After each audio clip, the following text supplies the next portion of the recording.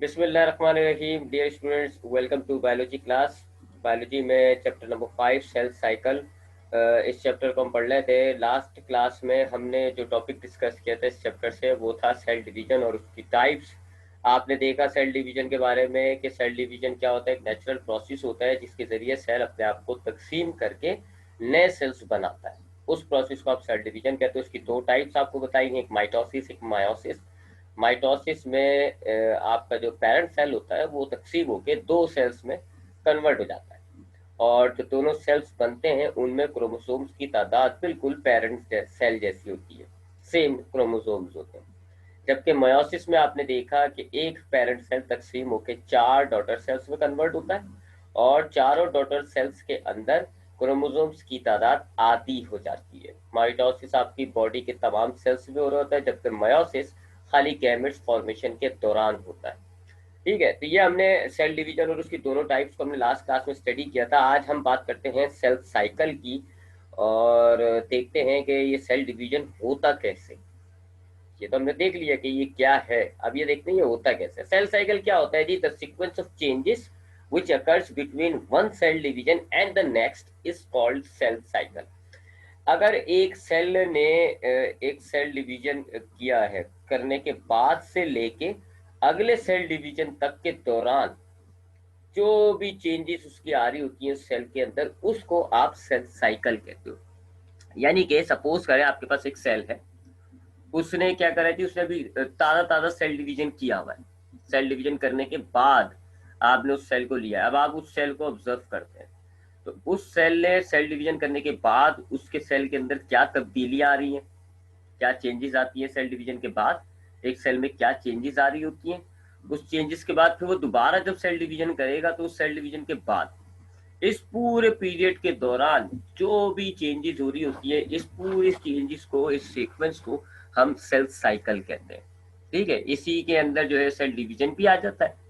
ठीक है, cell division भी आ जाएगा इसके अंदर। और सेल डिवीजन के दरमियान वाला जो फेस होता है कि अगर सेल डिवाइड नहीं हो रहा होता उस टाइम पे क्या चेंजेस आ रही होती हैं वो भी आ जाती है, तो इसको सेल साइकिल कहते हो। तो सेल साइकिल क्या हो गया जी कि आप उसको दूसरी जबान में यूं कह सकते हैं कि दो सेल डिवीजन के दरमियान के पीरियड को।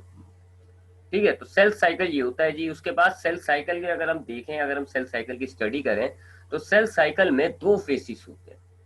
पहला फेस कहलाता है इंटरफेस और दूसरा फेस कहलाता है एम फेस। ये दो फेसिस होते हैं। इसमें इंटरफेस वो फेस होता है जिसमें सेल डिवीजन नहीं हो रहा होता, सेल अपने आप को तकसीम नहीं कर रहा होता, नॉन डिवाइडिंग फेस होता है। रेस्टिंग कह लो आप, इस फेस में वो रेस्ट कर रहा है, डिवाइड नहीं कर रहा है, या यूं कह लो कि वो अपने आप के डिवीजन की तैयारी कर रहा है, वो सेल डिवाइड हो नहीं रहा। पहला फेस हो जाता है इंटरफेस जिसमें सेल डिवाइड नहीं हो रहा होता, और दूसरा फेस होता है एम फेस जिसमें सेल डिवाइड होने लग जाता है, सेल डिवाइड होने लगता है। तो ये दो फेसिस होते हैं सेल साइकिल के अंदर। तो सेल साइकिल क्या है कि अगर आपके सेल ने एक डिवीजन किया हुआ है, सेल डिवीजन करने के बाद अब सेल ने जहां जहां भी डिवीजन किया उसके बाद से फिर अगले डिवीजन तक, एक डिवीजन जहां खत्म हुआ है वहां से लेके नेक्स्ट डिवीजन तक, इस दौरान सेल सेल के अंदर जितनी भी चेंजेस आ रही होती हैं that is called cell cycle. और इस सेल साइकिल में दो फेसेस हो रहा है। पहला फेस होता है इंटरफेस, यानी कि सेल डिवीजन करने के बाद जो रेस्टिंग फेस चल रहा है सेल का उसको आप कहते हो इंटरफेस। और उसके बाद आता है एम फेस जिसमें अपने आप को ये डिवाइड करेगा। तो इंटरफेस जो है वो नॉन डिवाइडिंग फेस होता है, एम फेस जो है वो डिवाइडिंग फेस होता है एक बार, और दूसरी इंटरफेस बड़ा होता है और एम फेस जो है वो छोटा होता है। तो हम इन दोनों फेसिस को स्टडी करेंगे। सबसे पहले हम देखेंगे इंटरफेस में क्या कर रहा है सेल। अगर इंटरफेस में वो डिवाइड नहीं कर रहा तो फिर क्या कर रहा है, और फिर एम फेस जिसमें डिवाइड हो रहा है सेल, तो उस एम फेस में क्या हो रहा होता है। तो अब पहले बात करते हैं जरा इंटरफेस की। इंटरफेस में आपके पास, अभी मैंने आपको बताया इंटरफेस, एक बात, ये ऐसा फेस या ऐसा दौर होता है सेल डिवीजन में, या सेल का ऐसा पीरियड है जिसमें सेल अपने आप को डिवाइड नहीं कर रहा होता। ये लॉन्गेस्ट फेस होता है, बड़ा फेस होता है।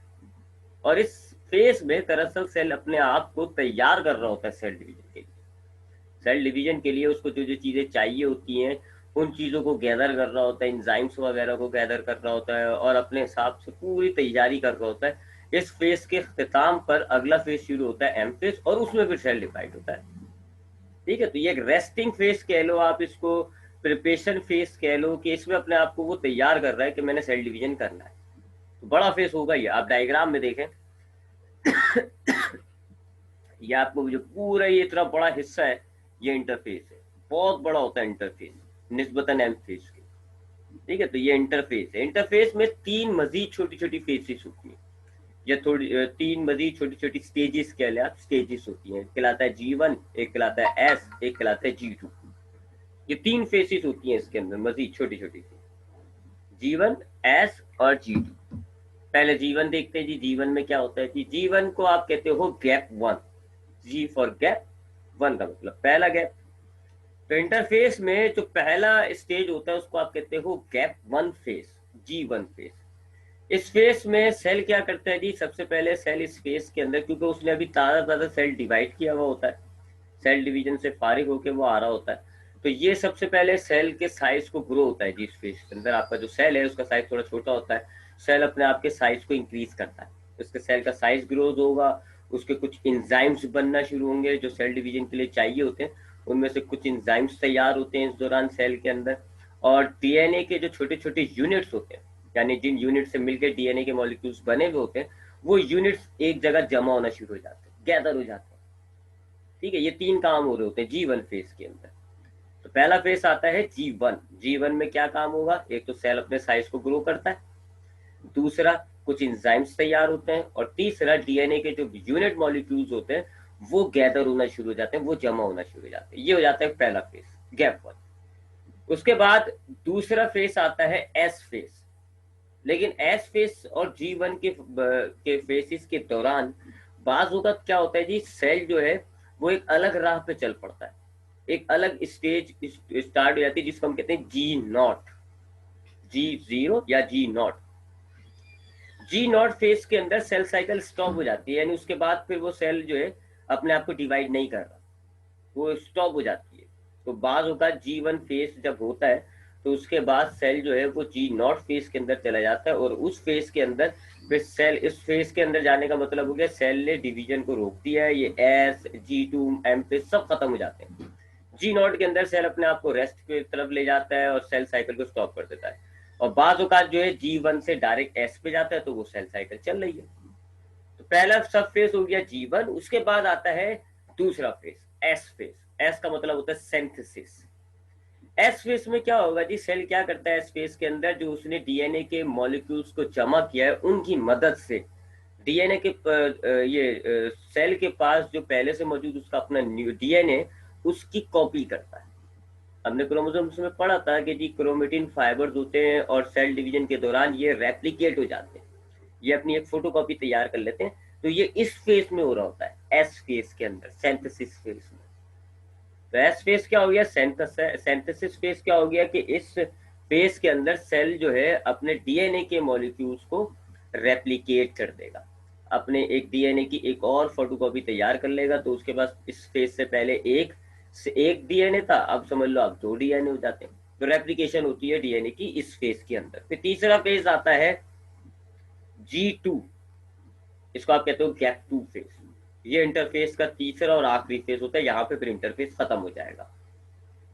गैप 2 फेज में क्या होता है जी? वही बात जो आपकी गैप 1 में हो रही होती है कि सेल जो है मजीद साइज में ग्रोथ करेगा। जो सेल डिवीजन के दौरान एंजाइम्स तैयार होते हैं, वो एंजाइम्स जो जरूरत होती है सेल डिवीजन के दौरान एंजाइम्स की, उन एंजाइम्स की तैयारी होती है इस फेज के अंदर।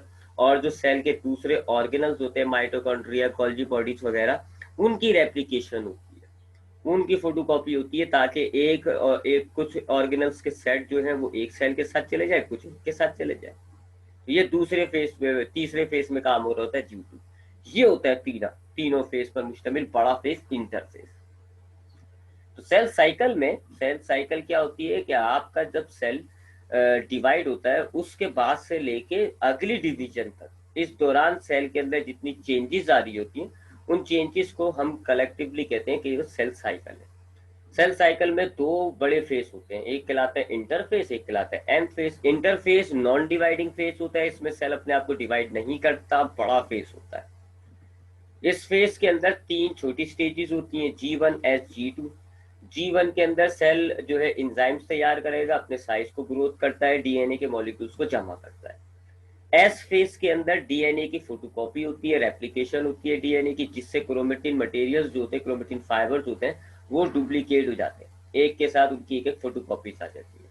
और फिर तीसरा फेज आता है G2 फेज, कैप 2 फेज। इसमें सेल मजीद अपने साइज को इंक्रीज करता है, एंजाइम्स तैयार होते हैं और ऑर्गेनल्स जो होते हैं वो भी रेप्लिकेट हो जाते हैं। यहाँ पे इंटरफेस खत्म हो जाता है। अब आपका सेल डिवीजन के लिए तैयार हो गया। Now it can go into M phase. अब ये एम फेज में जाएगा और एम फेज के अंदर सेल डिवाइड होता है। तो इंटरफेस के दौरान बड़ा फेज क्यों है? क्योंकि ये इसमें काम ज्यादा हो रहा होता है। तो इस इंटरफेस के दौरान सेल डिवाइड नहीं हुआ, आपने देख लिया। आपने देख लिया कि इंटरफेस के दौरान सेल डिवाइड नहीं हुआ, बस उसने क्या करा, अपनी तैयारी करी थी सेल डिवीजन के लिए। उसको जो एंजाइम्स चाहिए होते हैं वो बनाए, सेल के साइज को इंक्रीज किया, डीएनए के रेप्लिकेशन की, ऑर्गेनल्स की रेप्लिकेशन की, यानी अपने आप को सेल डिवीजन के लिए तैयार किया, सेल डिवीजन किया नहीं है। इसलिए मैंने कहा था कि it is a non dividing phase, इसमें सेल डिवाइड नहीं होता। अब इंटरफेज के बाद जो अगला फेज होगा, उस फेज में ये सेल चला जाता है, जिसको हम कहते हैं एम फेज। एम फेज का मतलब होता है माइटोटिक फेज। ठीक है, इस फेज में जब सेल आएगा, सेल साइकिल की ये वाली स्टेज जब स्टार्ट होती है, तो इस स्टेज में सेल डिवाइड होगा। सेल अपने आप को एक से तकसीम करके 2 सेल्स में कन्वर्ट कर देगा। तो इस फेज को आप कहते हो mitotic phase. It is a dividing phase, short होता है, कॉम्प्लेक्स होता है और बड़ा रेगुलेटेड फेज होता है। आपने डायग्राम देखी है इसकी, शॉर्ट फेज होता है, ये डायग्राम देखें।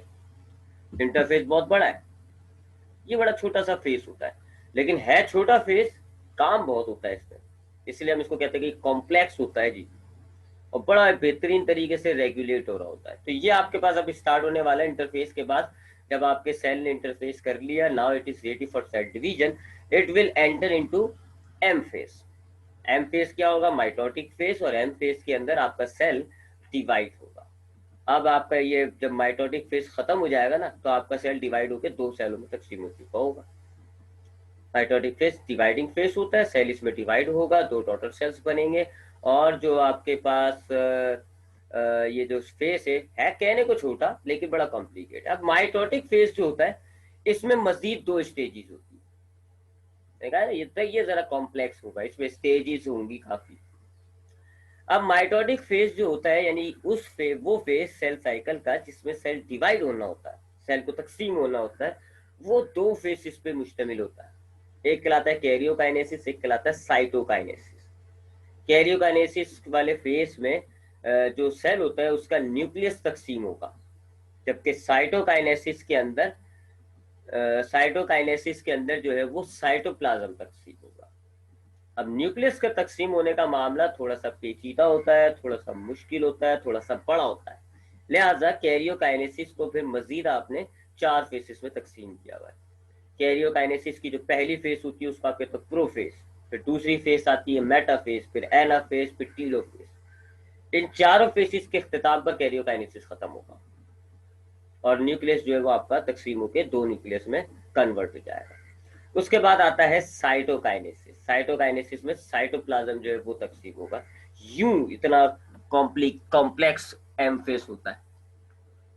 तो एम फेस क्या है? सेल डिवीजन, सेल साइकिल का वो हिस्सा, वो फेस जिसमें सेल डिवाइड होगा। एम फेस के अंदर 2 हिस्से होते हैं, 2 स्टेजेस होती हैं। पहले स्टेज में न्यूक्लियस तकसीम होता है जिसको आप कहते हो कैरियोकाइनेसिस, और दूसरी स्टेज में साइटोप्लाज्म तकसीम हो जाएगा और उसको आप कहते हो साइटोकाइनेसिस। यूं आपके एम फेस के इख्तिताम पर 2 सेल बन गए। अब ये जो कैरियोकाइनेसिस होता है, यानी कि जिसमें न्यूक्लियस तकसीम हो रहा है, ये और ज्यादा तकसीम हो जाता है जी। इसके अंदर और ज्यादा छोटी छोटी फेसिस होती हैं, प्रोफेस, मेटाफेस, एनाफेस, टीलोफेस। तरतीब डायग्राम में भी देख लें। तो ये आपकी पूरी एक साइकिल हो गई, देख लिया आप, इसमें काफी स्टेजेस आ रही हैं। तो मैं जरा दोबारा रिपीट करता हूँ, फिर हम इन फेसिस की तरफ जाते हैं कि ये फेसिस क्या है। मैं जरा दोबारा रिपीट करूं, सेल साइकिल क्या होती है कि आपके सेल डिवीजन के बाद से लेके नेक्स्ट डिवीजन तक आपके सेल में जितनी भी चेंजेस आ रही होती हैं, इसको आप कहते हो सेल साइकिल। तो अगर आपके एक सेल ने डिवीजन किया है, उसके बाद से नेक्स्ट डिवीजन तक इन तमाम चेंजेस को फेसिस में तकसीम करें तो 2 बड़े फेस बनते हैं। एक कहलाता है इंटरफेस, एक कहलाता है M phase. Interphase resting phase होता है, यानी कि इसमें सेल डिवाइड नहीं हो रहा होता, जबकि एम फेस में सेल डिवाइड होगा। इंटरफेस की 3 स्टेजेस है, G1, S और G2। G1 में एंजाइम्स तैयार होते हैं, सेल का साइज ग्रोथ होता है। G2 S के अंदर जो है डीएनए की रेप्लिकेशन होती है, जिससे क्रोमेटिन मटेरियल्स जो है वो रेप्लिकेट हो जाते हैं। जबकि G2 के अंदर सेल का साइज ग्रोथ होगा, ऑर्गेनल्स रेप्लिकेट होंगे, एंजाइम्स तैयार होंगे, इंटरफेस खत्म। अब सेल जो है आपका सेल डिवीजन के लिए रेडी है, तो अब वो दूसरे फेस में जाता है जिसको आप कहते हो एम फेस, और इस एम फेस में आपका सेल डिवाइड होगा, तकसीम होगा और 2 सेल्स बन जाएंगे। अब एम फेस डायग्राम में भी आपको नजर आ रहा है, एम फेस में 2 बड़े हिस्से होते हैं। एम फेस में शुरू के अंदर न्यूक्लियस तकसीम होता है जिसको आप कहते हो कैरियोकाइनेसिस, उसके बाद साइटोप्लाज्म तकसीम होता है जिसको आप कहते हो साइटोकाइनेसिस। न्यूक्लियस की तकसीम यानी कि कैरियोकाइनेसिस थोड़ी सी लेंदी फेस होती है। इसको 4 सब स्टेजेस में डिवाइड किया हुआ है आपने, प्रोफेस, मेटाफेस, एनाफेस, टीलोफेस। यही तरतीब रहेगी, पहले प्रोफेस होगा, फिर मेटाफेज होगा, फिर एनाफेज होगा, फिर टीलोफेज होगा, आखिर में साइटोकाइनेसिस होगा। जैसे साइटोकाइनेसिस होगा एमफेज भी खत्म, सेल साइकिल खत्म, आपका सेल तकसीम हो गया। अब हर सेल के साथ एक नई सेल साइकिल शुरू हो जाती है। तो अब हम माइटोटिक फेज का जो कैरियोकाइनेसिस की पहली स्टेजेस है, अब हम उनको देखते हैं जरा, प्रोफेस, मेटाफेज, एनाफेज और टीलोफेज को। सबसे पहले बात करते हैं जी प्रोफेस की। आपको प्रोफेस के अंदर हमने कल भी, यानी कि जब हम क्रोमोसोम्स पढ़ा था, हमने तब भी बताया था कि जब सेल डिवीजन नहीं हो रहा होता उस टाइम पे क्रोमेटिन फाइबर्स होते हैं न्यूक्लियस के अंदर, लेकिन जैसे सेल डिवीजन होने लगता है तो फिर ये क्रोमेटिन फाइबर कंडेंस होते हैं और क्रोमोसोम्स में कन्वर्ट हो जाते हैं। तो वो जो कंडेंसेशन का प्रोसेस होता है वो इस स्टेज में होता है प्रोफेस के अंदर।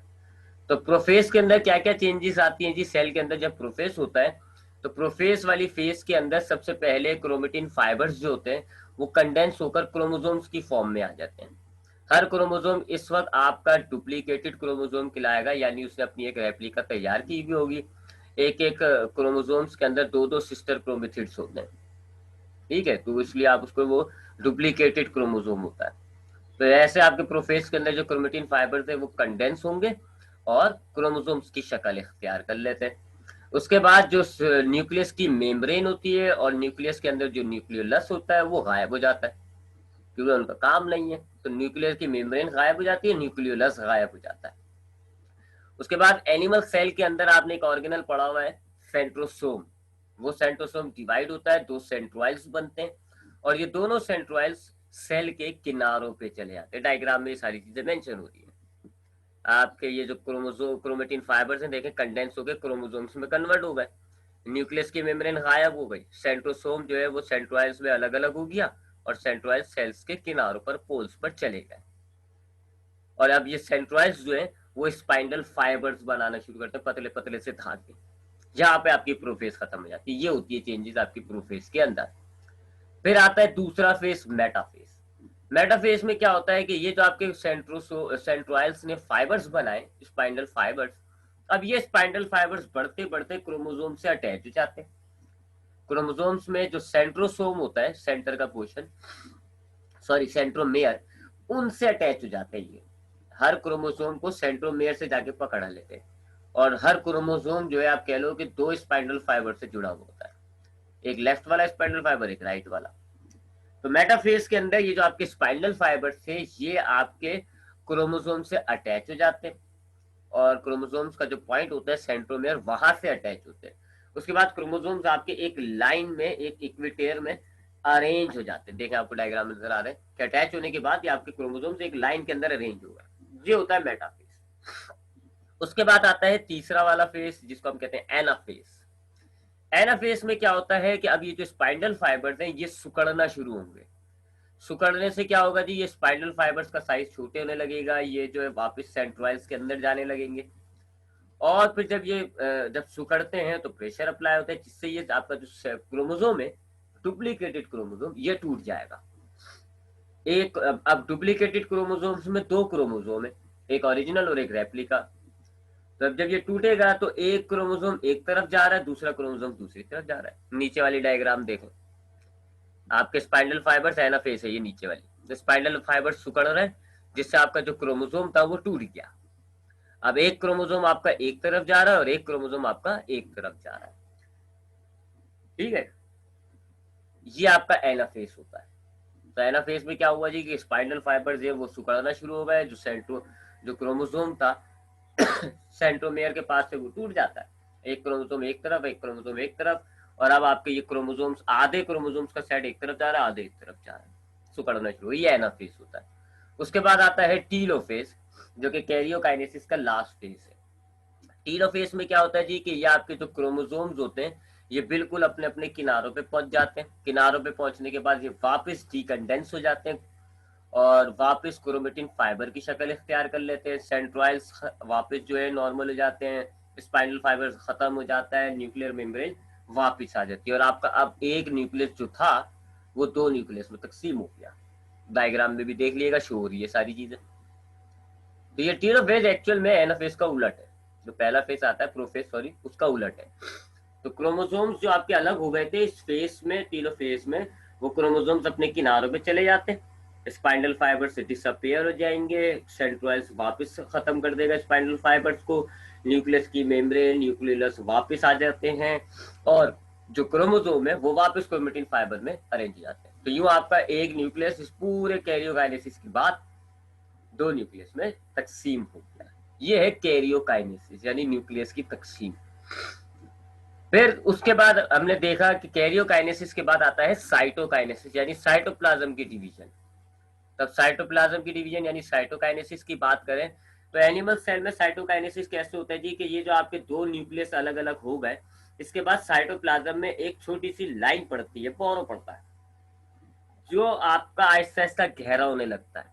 गहरा होते होते होते होते बीच में आके ये दोनों बोरोस जो एक ऊपर का बोर एक नीचे का, ये आपस में मिल जाता है और आपका साइटोप्लाज्म दो हिस्सों में तकसीम हो गया, और अब आपके एक पेरेंट सेल कंप्लीटली दो पेरेंट सेल में तकसीम हो गया, या साइटोकाइनेसिस भी खत्म हो जाता है। ठीक है, तो ये आपने देखा सेल साइकिल। ये हमने एक्चुअल में सेल साइकिल देखी है माइटोसिस की। मायोसिस में तो आप जानते हो कि एक सेल से दो नहीं बनते तो चार बनते, ये इसके बाद मजीद कंटिन्यू रहेगा मायोसिस। तो मायोसिस हम नेक्स्ट क्लास में देखेंगे, अभी हमने सिर्फ माइटोसिस देखा है। तो ये आपकी अब जाकर के सेल साइकिल कंप्लीट हुई है, सारे फेसिस अब जाके हुए हैं जी, इंटरफेस, फिर एमफेस, फिर एमफेस में साइटोकाइनेसिस, कैरियोकाइनेसिस, अब जाके कंप्लीट हुआ है। तो ये आज की क्लास में हमें देखना था, अब थोड़ा सा इसको रिपीट करते हैं, एक दफा इसको थोड़ा सा रिवीजन कर लेते हैं क्योंकि एक मुश्किल टॉपिक होता है। मैंने आपको बताया सेल साइकिल, मैं आपको इसकी पुरानी डायग्राम भी दिखाता जाऊंगा आज क्या। ये सेल साइकिल के बारे में आज हमने बात की। सेल साइकिल क्या होता है कि अगर एक सेल ने सेल डिवीजन करने के बाद, सेल के अंदर अगर सेल डिवीजन हो गया है, पिछला वाला सेल डिवीजन हुआ है, तो सेल डिवीजन के बाद उस सेल के अंदर अगले डिवीजन तक जो चेंजेस आती हैं उसको आप कहते हो सेल साइकिल। यूं कह लो कि वो पूरा टाइम पीरियड जब एक सेल अपने आप को डिवाइड कर लेता है उसके बाद से लेके नेक्स्ट डिवीजन तक के दौरान ये जो पूरा टाइम होता है सेल का, इसको आप कहते हो सेल साइकिल। अब ये जो सेल साइकिल होती है यानी सेल खत के डिवीजन के बाद से लेके पूरा जो टाइम उसके बाद नेक्स्ट सेल डिवीजन तक, इस पूरी सेल साइकिल को आप दो फेसेस में तकसीम करते हैं। दो बड़ी स्टेजेस होती है, एक कहलाता है इंटरफेस जो कि बड़ा होता है बहुत, और एक होता है एमफेस जो कि बहुत छोटा सा होता है। इंटरफेस नॉन डिवाइडिंग होता है, इस फेस या इस वक्त के दौरान, इस स्टेज के दौरान सेल अपने आप को डिवाइड नहीं करता, जबकि एम फेस डिवाइडिंग फेस होता है, यानी इस फेस में सेल अपने आप को डिवाइड करेगा। सबसे पहले तो आपका जो सेल है वो इंटरफेस में जाता है, इंटरफेस के दौरान सेल अपने आप को डिवाइड नहीं करता, इंटरफेस बड़ा है, इसको तीन स्टेजेस में आपने तकसीम किया हुआ है, G1, S और G2। G1 में सेल अपने आप को जो है साइज में इंक्रीज करेगा, एंजाइम्स तैयार होते हैं। एस फेस के अंदर डीएनए की रेप्लिकेशन होती है जिससे क्रोमेटिन फाइबर्स की एक एक कॉपी तैयार हो जाती है, और फिर आखिरी इंटरफेस में आखिरी स्टेज जो होती है उसको आप कहते हैं G2। इसमें सेल अपने साइज को इंक्रीज करता है, ऑर्गेनल्स की फोटोकॉपी होती है, ऑर्गेनल्स रेप्लिकेट होते हैं, और आपके जो एंजाइम्स होते हैं, जो बाकी एंजाइम्स होते हैं वो रेट तैयार होते हैं। ये इंटरफेस होता है, इसमें आप देख लो कहीं सेल डिवाइड नहीं हुआ है, सिर्फ अपने आप को तैयार कर रहा है। फिर जैसे ये G2 फेस होता है, इंटरफेस खत्म हो जाता है, उसके बाद सेल जो है वो नेक्स्ट स्टेज पे जाता है, नेक्स्ट स्टेज को आप कहते हो एम फेस। एम फेस जो है ये माइटोटिक, एम से मुराद माइटोटिक फेस, माइटोटिक फेज वो फेज होता है जिसमें सेल अपने आप को डिवाइड करेगा। इसमें सेल डिवाइड होगा, यानी एक सेल से दो सेल बन जाएंगे। माइटोटिक फेज के अंदर दो छोटी छोटी दो स्टेजेस होती है। एक कहलाती है कैरियोकाइनेसिस, जिसमें न्यूक्लियस टूटेगा और दो न्यूक्लियस बन जाएंगे। एक कहलाती है साइटोकाइनेसिस, जिसमें साइटोप्लाज्म टूटेगा और अल्टीमेटली आपके पास दो सेल्स मिल जाएंगे। कैरियोकाइनेसिस में जरा मामला पेचीदा होता है, उसमें उसकी चार सब स्टेजेस करी हुई हमने कैरियोकाइनेसिस में। कौन कौन सी चार? ये चार स्टेजेस, प्रोफेस, मेटाफेस, एनाफेस, थीलोफेस। तो अगर मैं तरतीब बताऊं तो पहले देखें जी, सेल साइकिल स्टार्ट होता है G1, फिर उसके बाद आता है S, फिर होता है G2। ये तीनों मिलके बन गया इंटरफेस। फिर आता है प्रोफेस, मेटाफेस, एनाफेस, टीलोफेस। ये दो चारों मिलके बन गया कैरियोकाइनेसिस। फिर आता है साइटोकाइनेसिस, साइटोकाइनेसिस और कैरियोकाइनेसिस मिलके बन गया एम फेज। अब इन चारों फेसिस में क्या काम होते हैं ये भी थोड़ा सा रिपीट कर लेते हैं। प्रोफेस के अंदर सेल का जो न्यूक्लियस की मेम्ब्रेन होती है वो गायब हो जाती है, क्रोमेटिन फाइबर कंडेंस होकर क्रोमोसोम्स बन जाते हैं, और सेंट्रोसोम जो है वो तकसीम होकर सेंट्रोइल्स बन जाते हैं। सेंट्रोइल्स किनारों पे मूव होते हैं और वहां पर स्पाइंडल फाइबर्स बनाना शुरू कर देते हैं। ये है प्रोफेस। उसके बाद आता है अगला फेज, जिसको आप कहते हो मेटाफेस। मेटाफेस में ये जो स्पाइंडल फाइबर्स हैं ये क्रोमोसोम्स के अटैच हो जाते हैं। क्रोमोसोम्स एक इक्वेटर की लाइन में अरेंज हो जाते हैं। ये मेटाफेस हो गया। फिर एनाफेस क्या होता है जी, कि अब आपके ये स्पाइनल फाइबर्स कंट्रैक्ट होते हैं, सिकुड़ते हैं, जिससे आपका क्रोमोसोम जो डुप्लीकेटेड क्रोमोसोम है सेंट्रोमेयर के पास से वो टूट जाता है। एक क्रोमोसोम एक सेंट्रोइल की तरफ, दूसरा क्रोमोसोम दूसरे सेंट्रोइल की तरफ जा रहा होता है। फिर आखिरी फेस आता है इसमें टीलोफेस।